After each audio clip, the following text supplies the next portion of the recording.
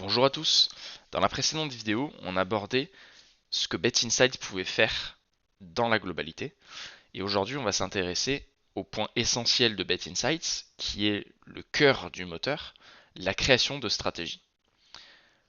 La création de stratégies se divise en 5 parties essentielles. Le contexte d'analyse, les variables de travail, les formules finales, les conditions d'éligibilité et pour finir, les paramètres généraux. Dans cette vidéo, on va aborder en détail ce qu'est le contexte d'analyse, les formules finales et les paramètres généraux, et on survolera uniquement les variables de travail et les conditions d'éligibilité, car elles seront abordées en détail dans une autre vidéo dédiée aux variables de travail et dédiée aux conditions d'éligibilité, qui sont deux points majeurs et donc qui méritent une vidéo consacrée à leur explication.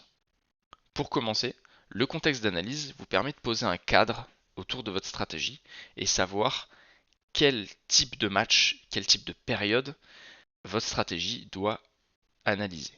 Pour commencer, on va paramétrer le sport que l'on souhaite analyser dans la stratégie. Donc pour l'instant, BetInsights propose le football et le tennis, le basket arrivera très prochainement et beaucoup d'autres sports arriveront dans le futur. Donc pour l'exemple de cette stratégie, on va analyser des matchs de football. Ensuite, on va paramétrer le marché que l'on souhaite analyser. BetInsights propose 4 marchés pour le moment, le 1x2 ou le Moneyline, les over-under et les over-under par équipe, ainsi que les handicaps. Et de nouveaux marchés arriveront prochainement, comme par exemple le double chance. Pour l'exemple, on va partir sur une stratégie d'over-under. Ensuite, on va sélectionner les types de matchs que l'on veut analyser. Donc ici, on a le pré-match ou le live. Dans notre exemple, on va analyser des matchs en pré-match. Ensuite, est-ce qu'on veut estimer l'ensemble des matchs sur le marché ou est-ce qu'on veut plutôt se concentrer uniquement sur les matchs cotés par Pinacle?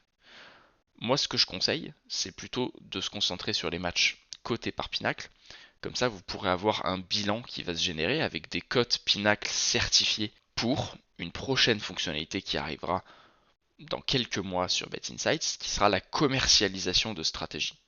Donc, moi je conseille de sélectionner uniquement les matchs cotés. Et pour finir, on peut savoir sur quelle période on veut parier. Donc si on met match complet, on ne recevra que, sur cet exemple avec les over-under, on ne recevra que des over-under sur le match complet. Si on sélectionne la première mi-temps, on ne recevra que des over-under sur la première mi-temps. Pour l'exemple, on va rester sur le match complet. Voilà, donc on a fini de paramétrer notre contexte d'analyse. Maintenant, on va passer aux variables. Donc comme je vous l'ai dit juste avant, les variables, on va simplement les survoler et on rentrera dans le détail de chaque type de variable dans une prochaine vidéo. Les variables, c'est le concept fort de BetInsights et plus précisément de la création de stratégies. Il faut voir les variables comme un tableur Excel. On vous fournit un ensemble de 200 ou 300 000 matchs qui correspondent aux lignes de votre Excel. Et chaque colonne de votre Excel correspond à une donnée que nous vous fournissons. Une donnée, ça peut être simplement le nombre de tirs cadrés, le nombre de corners, le nombre de fautes, ou également le résultat du match, les performances des joueurs, etc. Ces variables-là qu'on vous fournit, on appelle ça des variables natives. Ces variables natives-là peuvent être utilisées à tous les endroits de la stratégie pour faire des calculs, les grouper, faire des sommes, des moyennes. Et vous pouvez également créer vous-même vos propres variables, donc rajouter des colonnes sur votre Excel. Et ces colonnes-là peuvent être égales à des formules qui utilisent justement d'autres variables, qu'elles soient natives ou créées par vous-même, et qui peuvent également faire des calculs sur les lignes passées, donc sur les matchs historiques de chaque équipe. Il existe plusieurs types de variables, et on verra tous ces types-là en détail dans la prochaine vidéo. Maintenant qu'on a compris le concept global de variables, sans être entré dans les détails, on peut passer aux formules finales. Les formules finales sont un concept beaucoup plus facile à comprendre que les variables, et elles peuvent par ailleurs utiliser les variables pour déterminer la valeur de la formule. Donc concrètement, comment ça fonctionne? C'est simplement, si on coche ça, une formule qui va déterminer l'issue du match selon la stratégie. Cette issue dépend bien évidemment du contexte d'analyse et notamment du marché qui est sélectionné ici. Là, on a sélectionné l'over-under, donc dans notre formule finale, on doit aller estimer le cut pour le match, c'est-à-dire le nombre de points exacts que l'on estime qu'il va y avoir dans le match. Si on avait sélectionné dans le contexte d'analyse le 1x2, dans les formules finales, on aurait eu 3 formules à trouver. Celle qui va déterminer la cote de l'équipe à domicile, celle du match nul et celle de l'équipe à l'extérieur. Nous, on va rester sur l'over-under et donc notre formule finale doit être le cut pour le match.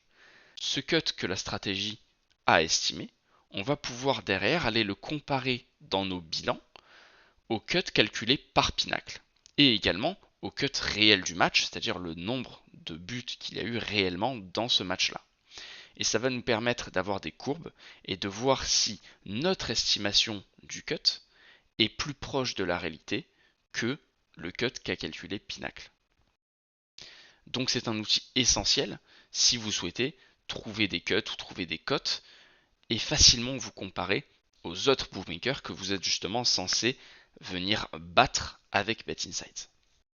Rien de bien compliqué dans la théorie, mais dans la pratique, c'est réellement ce calcul-là qui va déterminer si vous êtes, oui ou non, meilleur que les bookmakers, si vous êtes plus précis par rapport aux situations de chaque match, aux forces et aux faiblesses de chaque équipe. Ensuite, on va pouvoir passer aux conditions d'éligibilité.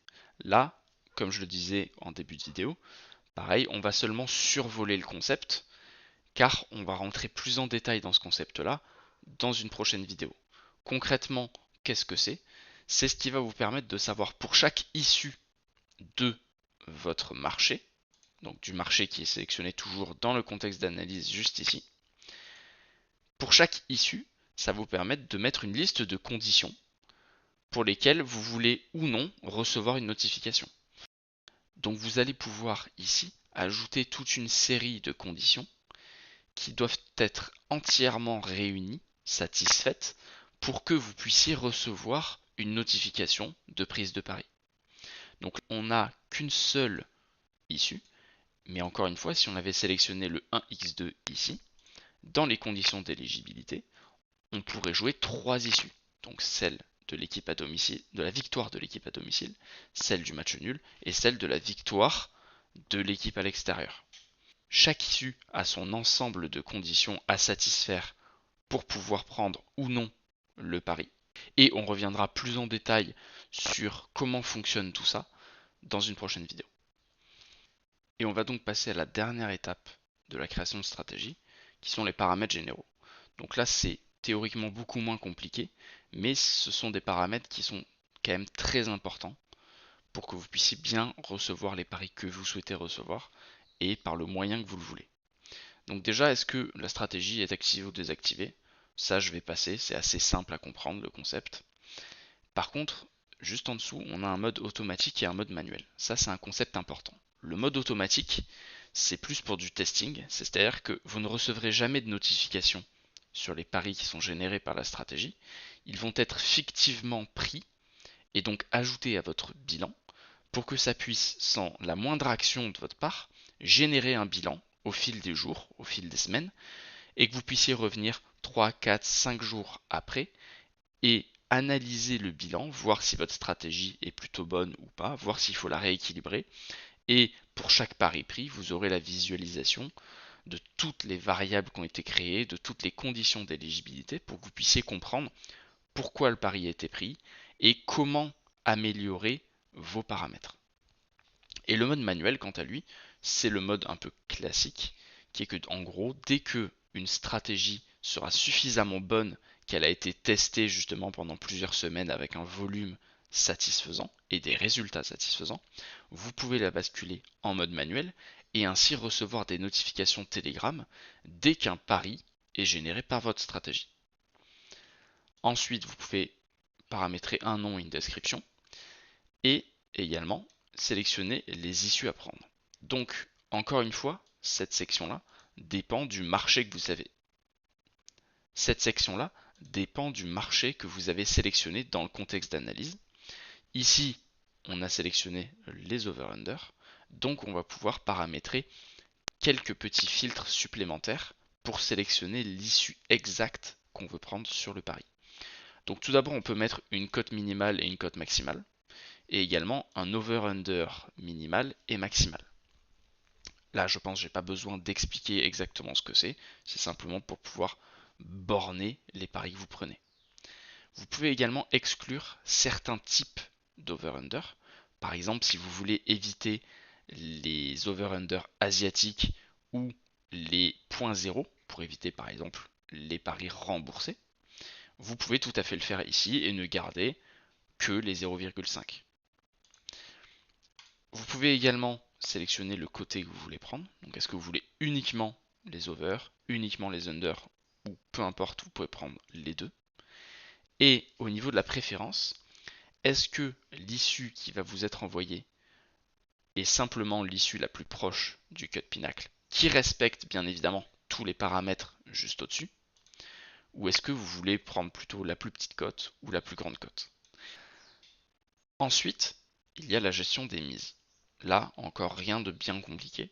On peut sélectionner notre capital, paramétrer une mise par défaut en pourcentage de notre capital, et également faire des tranches de cotes dégressives si vous le souhaitez. Et pour finir, la gestion des paris multiples sur un même événement. Ça, c'est un point important, notamment si vous avez plusieurs stratégies ou si vous voulez ou non justement prendre plusieurs paris pour chaque match. Il peut y avoir des conflits entre les stratégies et vous pouvez paramétrer ici si vous souhaitez plutôt ne prendre qu'une seule issue par par match, pardon, ou si vous voulez prendre plusieurs paris mais avec uniquement des issues différentes ou des marchés différents. Et vous pouvez également paramétrer un temps minimal entre deux notifications sur un même match pour éviter de vous faire spammer sur des stratégies en live par exemple. Voilà, donc je pense qu'on a fait le tour du concept global de création de stratégie. Deux vidéos vont suivre comme je vous le disais en début de vidéo pour justement expliquer deux concepts majeurs des créations de stratégie qui sont les variables et les conditions d'éligibilité. Mais je pense que vous pouvez quand même, après cette vidéo, comprendre globalement le concept de création de stratégie. Donc je vous retrouve très vite dans une prochaine vidéo et puis passez une bonne journée à tous.